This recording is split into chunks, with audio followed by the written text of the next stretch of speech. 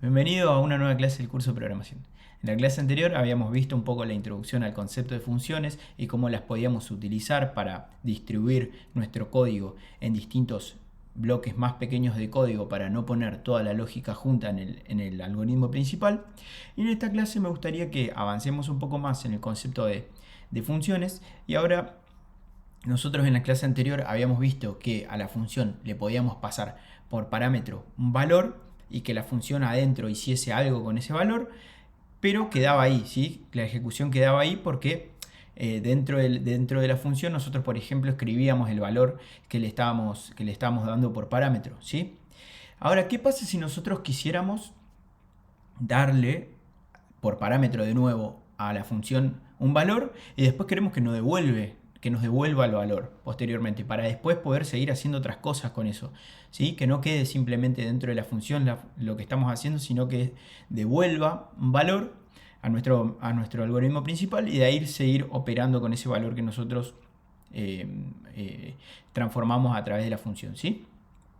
Entonces, para lo cual vamos a ir de nuevo al PCInt, así lo podemos ver con un ejemplo más práctico. Nosotros vemos que acá teníamos la función que habíamos utilizado en la clase anterior, que era la función par o impar, por la cual mediante nosotros le damos un valor ingresado por teclado y la función simplemente escribía, si el valor era 1, 3, 5, 7 o 9, escribía el valor ingresado es par, y de otro modo, si no, escribía que el valor es par, ¿sí?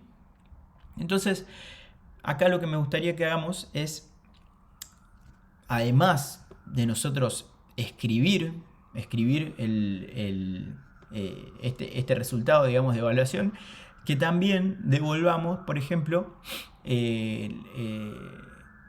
la multiplicación del valor que le estamos dando por 5, por ejemplo, ¿no? Vamos a elegir un valor arbitrario. O por 2, por ejemplo, para que nos devuelva el doble, ¿sí? Entonces, ¿cómo haríamos eso? Acá nosotros lo que tenemos que agregar en el nombre de la función es de la siguiente manera, por ejemplo, res, que vamos a decir que es el resultado, y le ponemos como cuando definimos una variable, ¿sí? De la misma manera que definimos una variable, porque lo que estamos diciendo acá, que el resultado, digamos que el resultado de la función, lo que va a estar devolviendo la función, va a ser una variable res. Y acá, o sea que cuando se ejecute esto, sí o sí al final nos va a devolver el valor de res. Así como está ahora, nosotros podemos imaginar que si nosotros no le decimos que res sea nada acá, nos va a devolver un 0. ¿Sí? Porque acá nosotros estamos inicializando la función. Siempre recordemos que la función es cuando la variable, perdón, estamos inicializando la variable. Recordemos que siempre que inicializamos una variable se inicializa en 0. Entonces, en 0 o sin valor, ¿no? Entonces, lo que vamos a hacer acá es, si nosotros lo dejamos así, nos va a devolver 0 la función, ¿sí? Y acá nos está dando error porque nos dice que la función retorna un valor y debemos hacer algo con ese valor. No lo podemos dejar, digamos, en la nada, ¿sí? Entonces, para lo cual nosotros vamos a necesitar en el algoritmo principal también crear una variable, ¿sí? Que se llame res, por ejemplo, también podemos llamarla de la misma manera. Y entonces lo que estamos haciendo acá, le vamos a decir que el resultado de la función par o impar, y vamos a agregarle otra cosa más acá, par o impar y doble, vamos a poner, para que el nombre sea descriptivo de lo que hace la función, ¿sí? Le decimos que acá, o sea, podemos poner el mismo nombre de variable, pero podría ser distinto, ¿sí? Lo que nos tenemos que acordar es que res va a ser, res en este contexto es la variable que va a devolver la función, y res en este contexto es la variable donde nosotros vamos a almacenar el resultado de esa función en el contexto del algoritmo principal, ¿sí? Recordemos que estos dos bloques de código por sí no se ven uno al otro. La única manera que tienen de verse uno al otro es a través del nombre y es a través de los parámetros que nosotros pasamos de un algoritmo al otro, ¿sí? De un bloque de código al otro. Pero por ejemplo, este res no tiene nada que ver con este, ¿sí? No se pueden ver, ¿ok? Por eso, de esa manera es que se pueden llamar de la misma manera, ¿sí? Porque si no, en otro caso, dos variables no pueden tener el mismo nombre, ¿sí? Dentro del mismo contexto. Bien, entonces, ¿qué vamos a hacer acá? Vamos a decir, bueno, ya hicimos la evaluación del par o impar, ¿sí? Y entonces ahora lo que vamos a agregar va a ser simplemente decirle que res, ¿sí? Res, que es la variable que nosotros ya habíamos inicializado en la declaración de la función, res va a ser valor multiplicado, ¿sí? Por 2 para que sea el doble. Entonces después nosotros, cuando ejecutemos esta función, vamos a hacer esto. Si vamos paso por paso, vamos a tener el valor lo vamos a evaluar en el según, en nuestro operador de selección.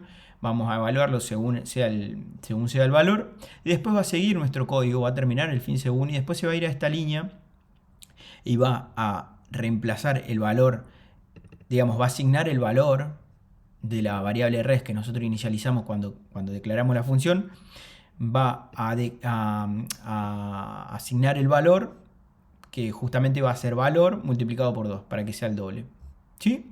Y después vamos a terminar devolviendo ese valor porque es lo que estamos definiendo en el nombre de la función, ¿sí? Le estamos diciendo ejecutar la función y retorname el valor de res, sea cual sea, ¿sí? O sea, devolveme el valor de res al algoritmo principal o al algoritmo que te está llamando función, ¿sí? Entonces, llamamos a función a través de dándole un valor, llamamos a función dándole un valor y ahora estamos esperando que función nos devuelva algo, ¿sí? Lo tenemos que atrapar al resultado que nos va a devolver función, que en este caso es res. ¿Ok? Entonces, una vez que nosotros tenemos el valor de res, hasta acá no estamos haciendo nada con res, ¿sí? Porque lo único que estamos haciendo es ejecutar la función y después guardamos el resultado de valor por 2 en la variable de res, pero no hacemos nada. Entonces, ¿qué podemos querer acá hacer? Lo más lógico que se me ocurre es querer escribir res, ¿sí?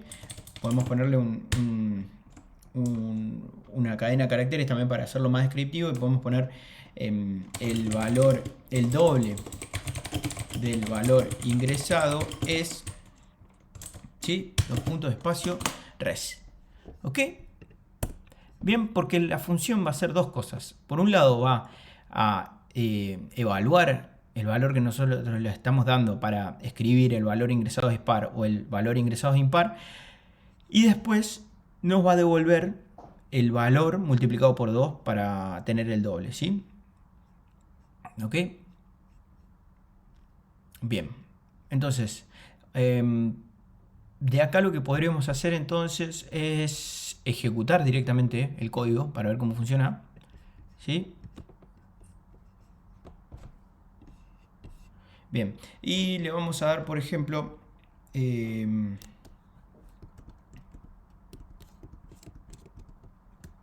le vamos a dar, por ejemplo, se bugueó. Le vamos a dar, por ejemplo, un 3, ¿sí? Entonces vemos que la ejecución claramente hace lo que nosotros estamos esperando, ¿sí? Primero dice ingrese un valor, toma el valor, después llama a la función par o impar y doble, ¿sí? Y le da ese valor que nosotros ingresamos por teclado.